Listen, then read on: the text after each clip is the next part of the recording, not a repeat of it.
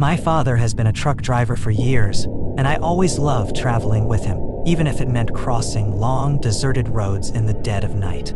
But there was something about that particular trip that I could never forget.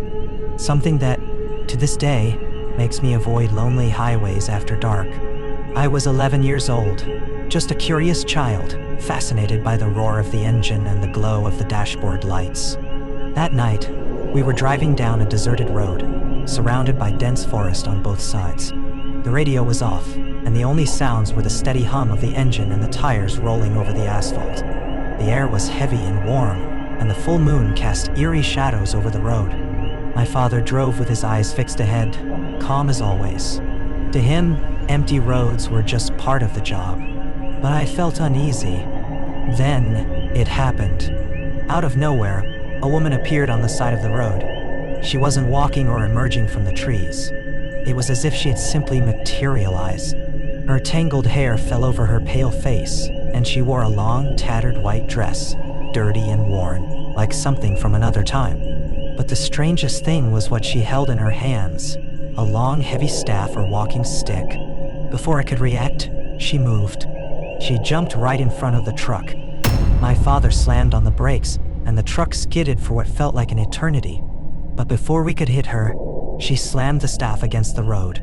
The sound was sharp, echoing through the silent night. Then right before our eyes, she spun in place and vanished. Just like that. No scream, no running, no shadow disappearing into the woods. She simply wasn't there anymore. As if she had never been. The silence that followed was deafening. My heart pounded against my chest, and I couldn't say a word. My father let out a long breath and slowly pressed down on the accelerator again. "This is normal, son," he said, his voice far too calm. "Go back to sleep." But I knew this wasn't normal. I couldn't sleep. I kept my eyes open, watching as the shadows around the truck moved in strange ways, like they were alive. After a while, exhaustion took over, and my eyes began to close. But then I heard it. My father's voice. He was praying. At first, I thought he was just muttering to himself, but the way he spoke, it wasn't an ordinary prayer. He was whispering fast, nervous, the words blending together. Every now and then, his voice trembled, as if he was trying to ward something off. And that's when I felt it. A presence. Something was watching me. Not from the woods, not from the road, but inside the truck. I wanted to look, to see if I was imagining things. But I couldn't. Fear paralyzed me, and I kept my eyes shut, pretending to be asleep, while my father kept whispering his frantic prayer. The trip continued, and when morning came, everything seemed normal again. But my father never spoke about that night. And to this day, whenever I ask, he just shakes his head and changes the subject. But I know what I saw. And I know that on that night, something else was riding with us down that road.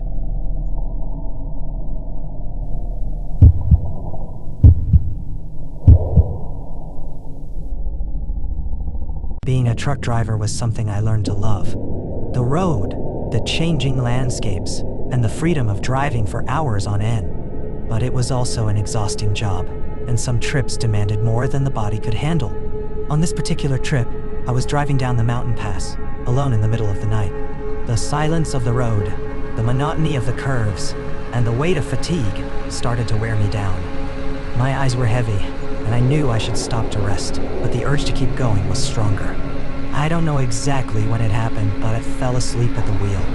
It must have been just a few seconds, but enough for the truck to start veering off the road. The thing is, I only realized it when something suddenly made me wake up.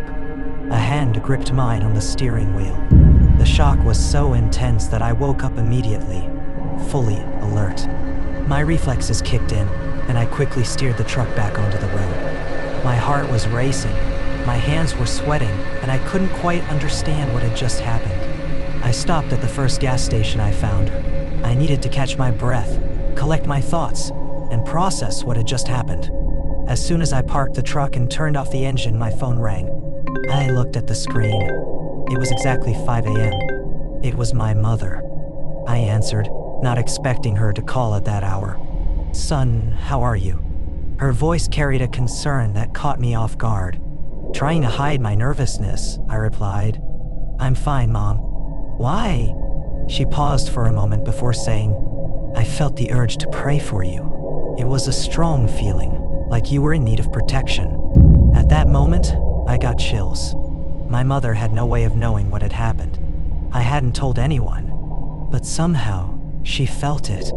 It took me years to finally tell this story to her and my father. I waited because I knew that if she had known at the time, she would have asked me to stop driving. To this day, I still think about that moment, and I can't explain what happened on that road. All I know is that, somehow, my mother sent the angels to protect me that night.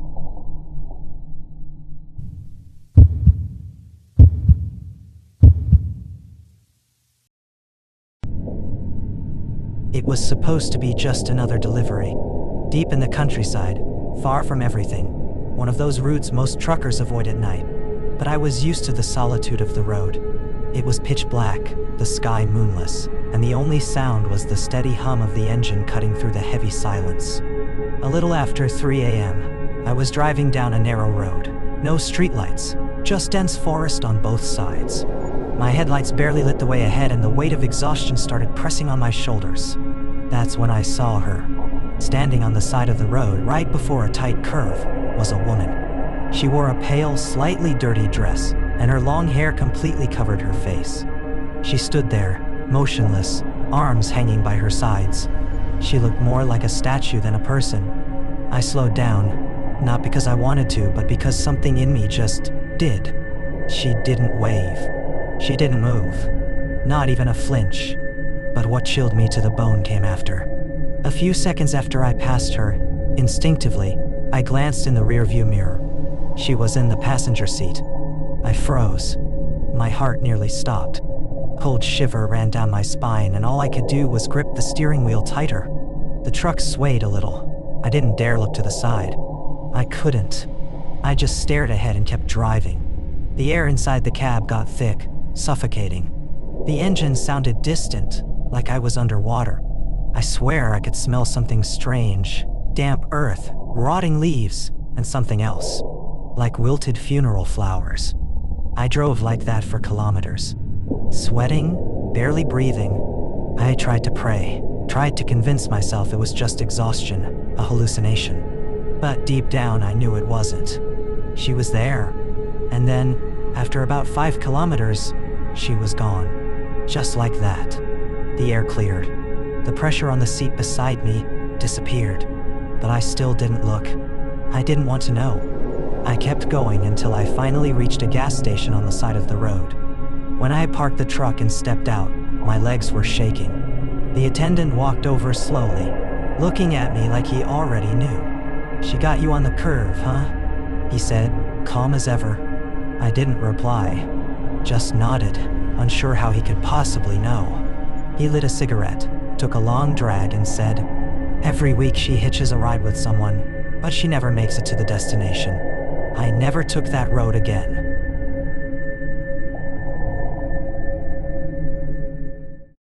Hello, everyone. I found all these stories on social media and brought the scariest ones here for you. If you enjoy spooky stories like these, don't forget to like, subscribe, and comment. It really helps me grow here on YouTube. As you can see, I'm still very small on this platform, but I have a dream. One day, I want to be as big as Mr. Nightmare. But for now, I have one goal: to reach 1,000 subscribers.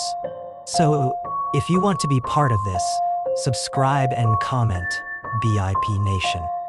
See you in the next video. Bye-bye.